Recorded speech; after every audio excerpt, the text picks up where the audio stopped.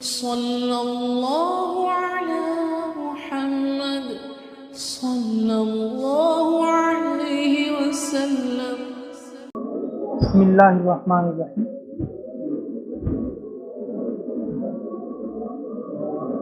मिलकर बैठने से अजर ज़्यादा मिलता है, मजलिस में शुमार होती है।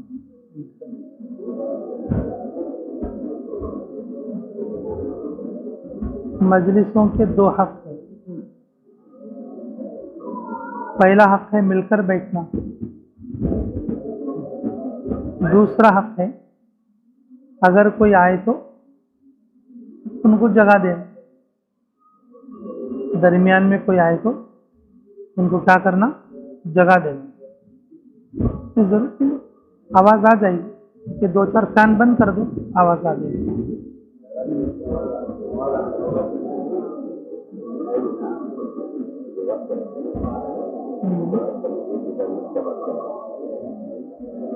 ठीक है, आवाज़ आ जाएगी।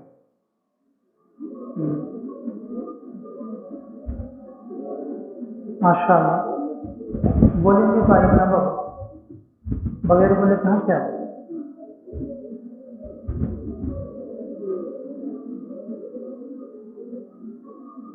मजलिसों का एक हक होता है।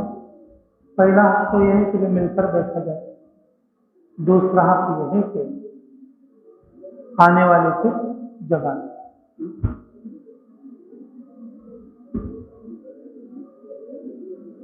जब हम बैठेंगे मजलिस में शरीक होंगे तो फिर मजलिस पर जो फजीलतें होंगी तो उसमें भी हम शरीक होंगे। अल्लाह ने उसका यकीन हमारे सरों पर अर्श तक फरिश्तों का एक मजमा है जो हमारे फिक्रों में चलता है, जो हमारी फिक्रों में अल्लाह ने इखलास रखा। तो भाई देखो, इस वक्त में मैं आप लोगों को एक ही बात बताने की कोशिश करूंगा। बयान करना उलमा का काम है, हम तो एक छोटे से तालिब इल्म हैं। बस जो बात मुझे आती है मैं आपको समझाने की कोशिश करूँ। आप बयान बोल के मत सुनो, ये बात समझना बोल के सुनो, ठीक है। इंशाअल्लाह हमें किसी चीज़ की ज़रूरत पड़ जाती है, अगर वो चीज़ हमारे पास ना हो, हमें किसी चीज़ की ज़रूरत पड़ जाती है और वो चीज़ हमारे पास ना हो, हम दो चीज़ें देखते हैं। कितनी चीज़ें देखते हैं? दो चीज़ें देखते हैं। ये चीज़ किसके पास है और दूसरा वो मेरा करीबी है या दूर का है, वो दे सकता है या नहीं दे सकता।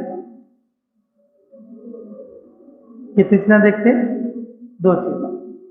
जो चीज़ हमारी ज़रूरत की है लेकिन वो हमारे पास नहीं है, हम दो चीज़ें देखते हैं। एक चीज़ ये किसके पास है और जिसके पास है अगर मैं उससे सवाल करूं या पूछूं वो मुझे दे सकता है या नहीं दे सकता, वो करीब वाला है या दूर वाला है। लेकिन वो चीज़ दो आदमियों के पास है, एक करीब का है एक दूर का है। तो आदमी कोशिश करता करीब वाले से, किससे ले? करीब, क्योंकि गुर्बत का ज्यादा एतबार।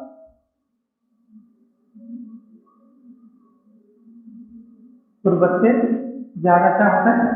एतबार।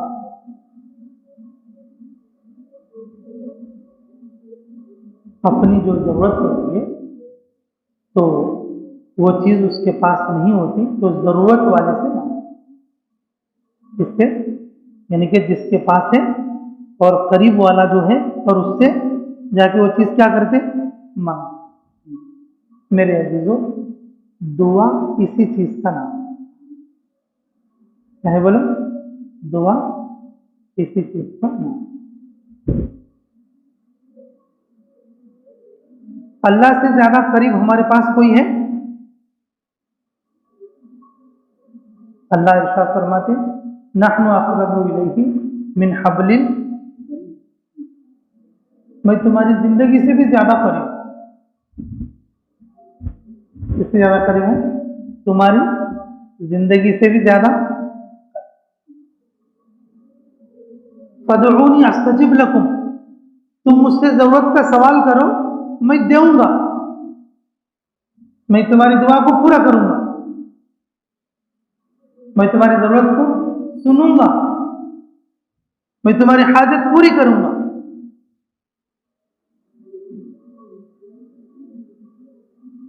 रसूलुल्लाह सल्लल्लाहु अलैहि वसल्लम से जितनी दुआएं मनकूल हैं, जितनी दुआएं मनकूल हैं, वो सब मेरे अजीजों रसूलुल्लाह सल्लल्लाहु अलैहि वसल्लम ने अपने लिए मांगी हुई दुआएं। जिस मौके पर जिस चीज की जरूरत पड़ती है, रसूलुल्लाह सल्लल्लाहु अलैहि वसल्लम ने किससे सवाल किया है? अल्लाह से सवाल। खाते वक्त में, सोते वक्त में, कपड़ा पहनते वक्त में, घर से निकलते वक्त में, जरूरत के वक्त में, खेती के वक्त में, कारोबार के वक्त में, जी अल्लाह के रास्ते में निकलते वक्त में, दुश्मन के वक्त में, रात के वक्त में, सुबह के वक्त में, सूरज निकलने के वक्त में। मेरे अजीजों, मुहद्दिसीन फरमाते हैं रसूलुल्लाह सल्लल्लाहु अलैहि वसल्लम से मनकूल 30,000 दुआएं। कितनी दुआएं हैं? मतलब ये कोई हतमी फैसला नहीं है। और बाज लोग ये कहते हैं 15,000 हैं, बाज लोग ये कहते हैं कि 1.5 लाख है। जिसको जितनी मिली और उन्होंने उतनी तादाद बता दी। ये सारी की सारी दुआएं रसूलुल्लाह सल्लल्लाहु अलैहि वसल्लम ने अपनी जरूरतों को किससे मांगा है? अरे बोलो किससे मांगा है? अब हम ऐसे बंदे हैं, हमें कोई जरूरत है ही नहीं अल्लाह ताला से।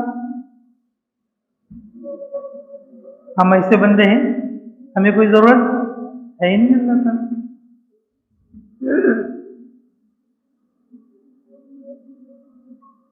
दुआ मांगना अल्लाह से ताल्लुक की निशानी है। दुआ मांगना अल्लाह से बोलो ताल्लुक की निशानी। जिस आदमी को अल्लाह से कुर्बत होगी, जिस आदमी से जिस आदमी को अल्लाह से ताल्लुक होगा, वो अपनी जरूरत को किससे मांगेगा? बोले अपनी जरूरत किससे मांगेगा? अल्लाह से मांगेगा। क्यों? कि सबसे ज्यादा करीब कौन है उसके? सबसे ज्यादा करीब कौन है? अल्लाह रब्बुल इज्जत। सबसे ज्यादा करीब कौन है? अल्लाह रब्बुल इज्जत। कुर्बत जो है, कुर्बत का एहसास ना होने की वजह से हम अल्लाह ताला से मांगने को छोड़ दिए।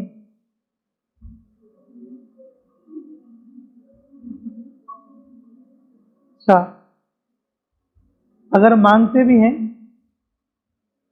तो ऐसी चीजों को ज्यादा मांगते जो हमें मिलने वाली ही है।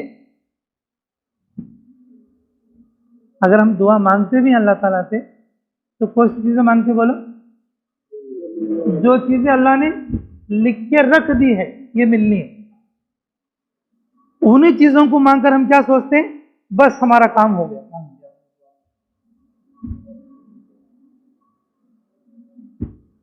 अल्लाह मेरी दुकान में बरकत कर दे, अल्लाह मेरी दुकान को ग्राहक दे, अल्लाह मेरे खेत में फसल अच्छी कर, अल्लाह मेरे बेटे को पास कर, अल्लाह मेरी बीवी को शिफा दे, अल्लाह मेरे बेटे को अच्छी नौकरी दे दे, अल्लाह मेरे पैसों में बरकत, अल्लाह मेरी तबीयत को ठीक कर दे। ये चीजें तो अल्लाह ने तय कर रखी है। ये चीजें तो अल्लाह ताला ने क्या कर रखी है? बोलो तय कर रखी है। वो चीज नहीं मांग रहे हम लोग जो मांगने का हक है।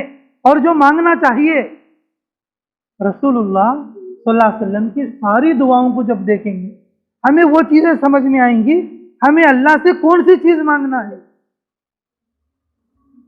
हमें अल्लाह से कौन सी चीज मांगना है। अब जैसे हम यहाँ पर बैठे, अब एक बात है, मैं आप लोगों से अब इस वक्त में कहूंगा कि भाई आप लोग सब 4 महीने के लिए निकलो, और तुम बताओगे कोई ना कोई हमारा उज़र है, हम अभी नहीं जा सकते। जब हम अल्लाह के रास्ते में निकलेंगे हमारा वक्त लगेगा, हमारा ईमान बनेगा, अल्लाह से कुर्बत का एहसास होगा, अल्लाह से कुर्बत का क्या होगा, ये एहसास होगा। लेकिन इतनी बड़ी ज़रूरत की चीज़ है, लेकिन हमने कभी भी अल्लाह ताला के सामने अल्लाह को हाजिर नाजिर जानकर और जो है अपने तहदिल के साथ ये दुआ नहीं मांगी, अल्लाह लोग तश्कील कर रहे मेरी, मैं 4 महीने क्यों नहीं जा पा रहा हूं, तो मुझे निकाल देना, तो मुझे निकाल देना। उम्मत के लिए भी दुआ करते हैं, पड़ोसियों के लिए दुआ करते हैं, मस्जिद में सब लोगों के लिए दुआ करते हैं, ये 4 महीने के लिए चले जाए।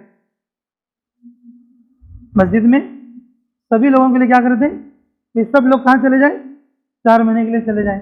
लेकिन कभी अपने हाथ उठा के कभी ये नहीं कहा, अल्लाह इतने साल हो गए मेरे अभी तक 4 महीने नहीं लगे तेरे रास्ते में, मुझे ईमान का मजा नहीं आया, अल्लाह तूने क्यों नहीं कबूल किया।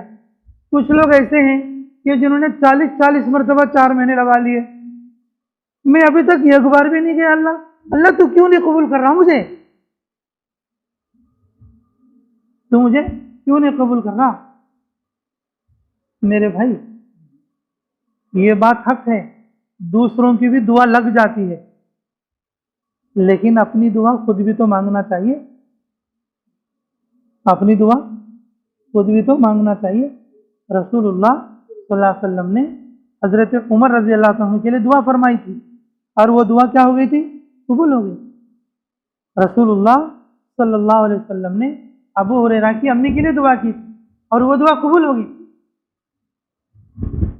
रसूलुल्लाह सल्लल्लाहु अलैहि वसल्लम ने अबू बकर सिद्दीक रज़ी अल्लाह अन्हु के वालिद के लिए दुआ फरमाई थी, और वो दुआ भी क्या हो गई थी, कबूल हो गई थी। हाँ, ये बात हक है, दूसरों की दुआ भी हमारे हक में कबूल होगी, लेकिन मेरे अजीजों जैसे हम अपनी ज़रूरत का एहसास करके अल्लाह से मांगेंगे, अल्लाह बहुत जल्दी कबूल करेगा, बहुत जल्दी कबूल करेगा।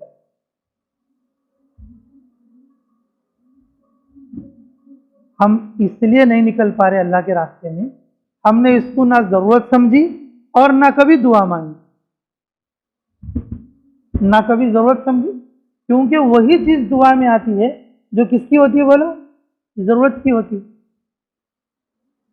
वही चीज़ दुआ में आती है जो क्या हो, ज़रूरत की हो।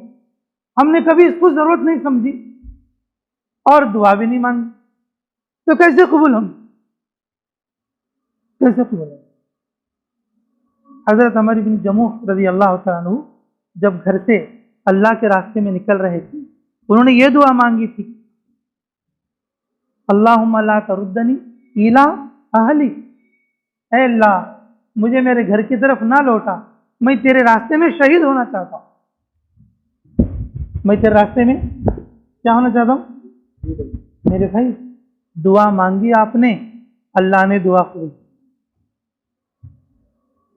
अल्लाह ने दुआ कबूल। जब उनकी नाश को ऊंट पर चढ़ा के और जब मदीने की तरफ चलाते उसको, तो वो नहीं चलता, और यमन की तरफ चलाते तो दौड़ पड़ता, या तो जिद करता या तो नीचे बैठ जाता। पूछा नहीं पड़ी कि कुछ दुआ करे थे क्या, ये कुछ बात घर में हुई थी क्या। रसूलुल्लाह सल्लल्लाहु अलैहि वसल्लम ने उनकी दुआ की कबूलियत का एतराफ किया। जो आदमी अपने लिए दुआ मांगता है, अल्लाह रब्बुल इज्जत उसको कबूल फरमा, अल्लाह रब्बुल इज्जत उसको कबूल फरमा। हाँ,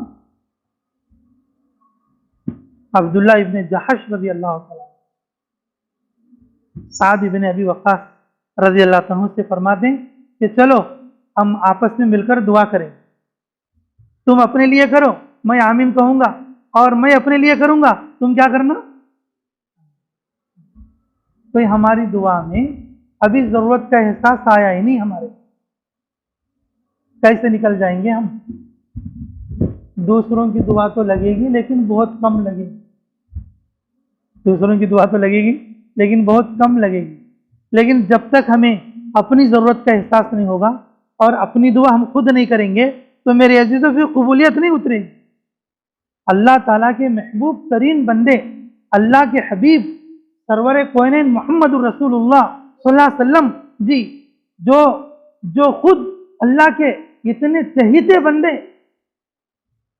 सारे नबियों के इमाम, और जिनको मेराज कराई गई, वो न खुद अपने बारे में कितनी दुआएं कर रहे हैं, उन दुआओं को गिनना भी मुश्किल, उन दुआओं को क्या है गिनना भी। मसनून दुआएं जितनी हैं रसूलुल्लाह सल्लल्लाहु अलैहि वसल्लम ने अपने लिए की हुई दुआएं, इसके लिए बोलो अपने लिए की हुई दुआ का मतलब हम ये समझते बस घर के लिए 2-4 सवाल कर लो, बीवी बच्चों के लिए 2-4 सवाल कर लो, पैसे विसे के लिए 2-4 सवाल कर लो, बस दुआ हो गई, बस दुआ हो। और वो चीजें हैं वो चीजें जिसको अल्लाह ने तय करके रख चुका है, हम उन्हीं चीजों को पूछ रहे हैं कि जो तय करके अल्लाह ने रख दिया है।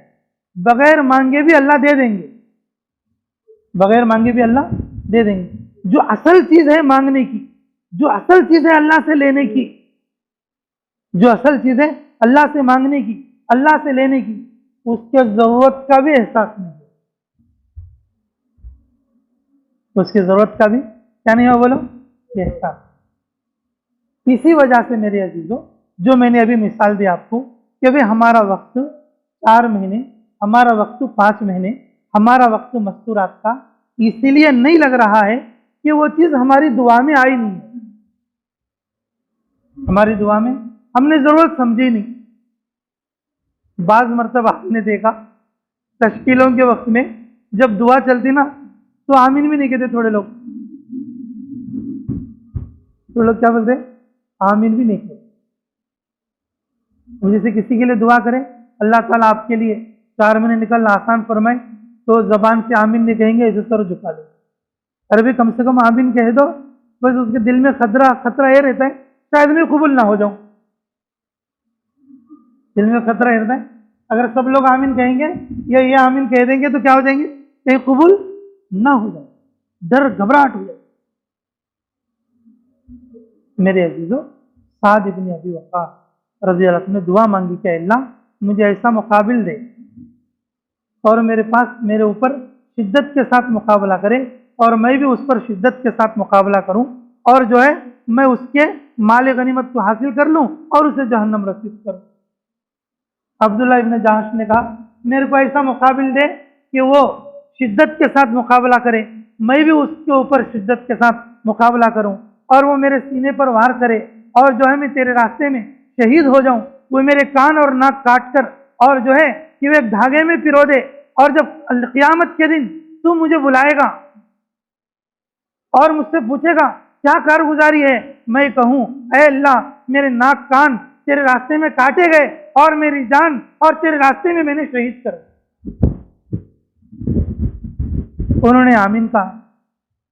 मेरे अजीजों, और गज़वे के बाद देखा गया दोनों ने जिस तरीके से दुआएं की थी और वो दोनों की दुआएं उसी तरीके से कबूल, उसी तरीके से क्या हो गई कबूल। अल्लाह से मांगने की ऐसी चीजें होती हैं, हम तो उन चीजों को मांग रहे हैं जो चीजें अल्लाह ने तय करके रखी हैं। मुसलमानों को तो छोड़ो, अल्लाह ने काफिरों के लिए भी तय करके रख दी है। उन चीजों के सवाल को हमने दुआ समझ लिया है और जो असल दुआ है उसको हमने छोड़ दी। मसनून दुआओं की किताब तर्जुमे के साथ ले, दुआ मत पढ़ो, खाली तर्जुमे पढ़ो, तुम्हें समझ में आएगा रसूलुल्लाह सल्लल्लाहु अलैहि वसल्लम ने किस तरीके की चीजें अपने लिए मांगी हैं, अपने लिए किस तरीके की चीजें अपने लिए मांगी। ये छोटे वक्त में मैं सारी चीजें आपको नहीं बता सकूंगा। सिर्फ एक ही बात मैंने बताने की कोशिश की है आपको। अल्लाह मुझे भी और आपको समझने की तौफीक नसीब फरमाए। मेरे अजीजों, जो चीज को हम जरूरत नहीं समझ रहे और वो चीज दुआ में नहीं आई है, जिस चीज को हम जरूरत समझ रहे वो चीज हमें दुआ के लिए आई। अगर हम किसी बुजुर्गों के पास भी जाते हैं तो ये दुआ नहीं कराते कि जी दुआ करियो मैं हज के लिए चले जाऊं, दुआ करियो मैं 4 महीने के लिए चले जाऊं, दुआ करियो और मैं 5 वक्त का नमाजी बन जाऊं, दुआ करियो मैं कुरान पढ़ने वाले बन जाऊं। ये दुआ नहीं कराते। किसी बड़े हजरत या बुजुर्ग के पास चले गए तो ये दुआ कराएंगे, दुआ करियो लड़का है 17। मैंने कहा कैसे 17? बस काम करे, पैसे अपने धोरे रख ले, मुझे लाके नहीं देते। बस इतनी दुआ करियो पैसे मुझे लाके दे। बस इतनी दुआ करियो, क्या करे, पैसे मुझे लाके दे। ऐसी दुआ कर। मैंने कहा हजरत दुआ करियो। मैंने क्या चीज की दुआ की जाए? मैंने कहा बच्चा पढ़ रहा, बस वो कामयाब, बस उसे अच्छी सी नौकरी लग जाए, इसकी दुआ कर। बच्चा नमाज ना पढ़ो कोई जरूरत नहीं, बच्चा कुरान ना पढ़ो कोई जरूरत, बच्चा सुबह को 10 बजे बैठे कोई जरूरत, बच्चा किसी गुनाह में रहो कोई जरूरत। बस बच्चे को तो क्या चाहिए? नौकरी चाहिए, और नौकरी करने के बाद पैसा लाके बाप को देना चाहिए। इसको हमने जरूरत समझा है, इसको हमने क्या समझा है? जरूरत समझा। मेरे अजीजों, देखो हमारे अल्लाह के रास्ते में निकलने के, हमारे अल्लाह के रास्ते में निकलने के वजूहात में सबसे पहली वजह यह है हमें मजबूत नियत करो। क्या करना बोलो? मजबूत नियत करो। और दूसरी वजह यह है मेरे अजीजों, हम उस नियत को दुआ में ला। किसमें लेकर आना बोलो? अभी तक जो है खुरूज जो है हमारी जबान पर नहीं चढ़ा। सहाबा इकराम इसको समझे हुए थे, उनके दुआओं में भी ये चीज जो मैंने मिसाल में 2 चीजें बताई, उनकी दुआओं में भी ये चीजें क्या थी? चढ़ी हुई थी। और वो इसी लाइन की दुआएं करते थे, और अल्लाह ताला के सामने पेश होने का उनको ऐसा ख्याल था जैसे कि मैं अब जाके अल्लाह के सामने कह रहा हूं। मेरे अजीजों, हम तो ये चाहते हैं कि हमारे मस्जिद के सारे साथी चले जाएं, बस मुझे काम कर लेने के लिए छोड़ दें। मस्जिद के सारे साथी चले जाएं और मुझे क्या करें? ये काम कर लेने के लिए छोड़। मेरे अजीजों, जो तश्कील में छूट जाएंगे ना, बहुत बड़े खसारे में है वो लोग। जो तश्कील वालों के हाथ आ जाएंगे, बड़ी कामयाबी को पालेंगे, बड़ी कामयाबी को पालेंगे। मेरठ में हमारे भाई लियाकत साहब थे कि वो फरमाया करते थे, अल्लाह उनकी मग़फ़िरत फरमाए, कम से कम 3 बार 4 महीने लगने के बाद उनकी दुआ में ये बात आएगी कि अल्लाह मुझे सही वक्त पर 3 दिन निकलने की तौफीक दे, सही वक्त पर सालाना खुरूज की। तो कितने बार लगना चाहिए भाई? अरे बोलो, कम से कम कितने? 3 बार 4 महीने लगेंगे, तब जाके उनके दुआ के अंदर ये चीज एंटर होगी, ये चीज दाखिल होगी, अल्लाह मुझे सही वक्त पर 3 दिन निकाल। ये तो दुनिया है, ये तो दुनिया तो गंदी नाली है, बस गंदे कीचड़ से मुझे निकलना है। ये जो जज्बा है, ये जो जज्बा है, इसके पैदा करने के लिए भी मेहनत, इसके पैदा करने के लिए भी क्या है? मेहनत। तो मेरे अजीजों, हमारी सबसे बड़ी जरूरत ईमान है, और वो ईमान आएगा खुरूज से। हमारे हजरत जी फरमाते हैं, बस वो ऐसे ऐसे ताबीरात बताते हैं कि बस बस अल अमान वल हफीज, अल्लाह हमें उन बातों पर अमलों की तौफीक। हमारी सबसे बड़ी जरूरत, हमारी सबसे बड़ी जरूरत ईमान है, और ईमान आता है नफरत। ईमान आता है बोलो, और वो चीज हमारी दुआ में से नहीं, कैसे निकल जाएंगे? कोई जबरदस्ती करने से जा पाएगा? उसूली भी आ जाएगी, ब्याग भी आ जाएगी, लेकिन आदमी नहीं आएगा। उसूली भी आ जाएगी और ब्याग भी आ जाएगी और लेकिन आदमी नहीं आएगा। और नाम तो कई सालों से आ रहे, नाम तो कई सालों से आ रहे। नाम लिखाते वक्त में ये लिखाते नियत में लिख लो मैं नहीं जाऊंगा, मतलब इरादे में लिख लो, कहने का मतलब ही है नियत में लिख लो मैं नहीं जाऊंगा, लिख लो तुम नियत में मैं नहीं जाऊंगा, इरादे में लिख लो तुम लेकिन मैं नहीं जाऊंगा। हमारा नाम लिखाने का मकसद ये होता है कि बस जल्दी से तुम लिख लो और इधर हमें छुट्टी कर दो। लोग नाम तो कई सालों से आ रहे, और कभी कभी ऐसा होता है उसूली भी आ गई, ब्याग भी आ गया, लेकिन आदमी नहीं आया। मेरे अजीजों, वो जाएगा जिसे जरूरत का एहसास, वो जाएगा जो दुआ भी कर ले, वो जाएगा जो क्या कर ले अपने लिए, दुआ भी कर, वो जाएगा जिसकी नीयत क्या हो, मजबूत भी हो। मेरे अजीजों, हम लोगों को अल्लाह के रास्ते में ले जाना न जमात वालों के हाथ में है, न तुम्हारे बीवी बच्चों के हाथ में है, और न तुम्हारे अमीर साहब के हाथ में है। ले जाने वाला कौन है भाई? अरे बोलो, ले जाने वाला कौन है? अब सवाल किससे करना चाहिए? जो चीज हमारे पास नहीं होगी हम किससे सवाल करना चाहिए? अरे बोलो किससे? जिसके पास है उससे करना, जिसके पास है उससे करना।